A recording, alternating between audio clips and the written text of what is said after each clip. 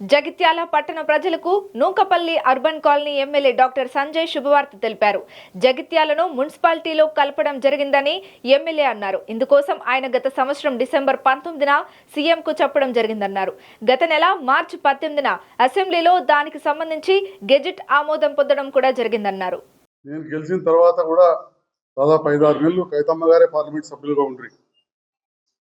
అంటే పునాది వేసినప్పటికీ ఏడాది దానికి కవితమ్మ గారు పార్లమెంట్ సభ్యులుగా ఉండ్రి. నేను ఒక 6 నెలలు అప్పటికే అయింది. ఈ లోపల దురదృష్టవశాత్తు కవితమ్మ గారు ఓడిపోవడం, కొన్ని స్థానిక సంస్థలు అయిపోయిన తర్వాత మళ్ళీ ఎట్లైనా దీన్ని చేయాలనే ఆలోచనతోటి అధికారులను అప్రోచ్ అయ్యి అప్పుడున్న మంత్రులను, ఇండ్ల మంత్రిని కావచ్చు, కేటీఆర్ గారు కావచ్చు, అందరు కలిసి సార్ ఇట్లా ఆగిపోయింది, కాంట్రాక్టర్ని నేను మార్చుదాం అనుకుంటున్నా అంటే మరి ఎవరు చేస్తారు అంటే నాకు పరిచయం ఉన్న వాళ్ళని తీసుకొస్తా అని చెప్పి తీసుకొచ్చి ఇవాళ పూర్తి స్థాయిలో పూర్తి చేసి ఇండ్లు మంజూరు అయితేనే ప్రధానమంత్రి ఆవాస్ యోజన ద్వారా డబ్బులు వస్తాయి. ఇండ్లు కూడా మనకు వాళ్ళు చేరింది కాబట్టి ప్రధానమంత్రి ఆవాస్ యోజన ద్వారా కూడా ఇంటికి 1,50,000 రూపాయలు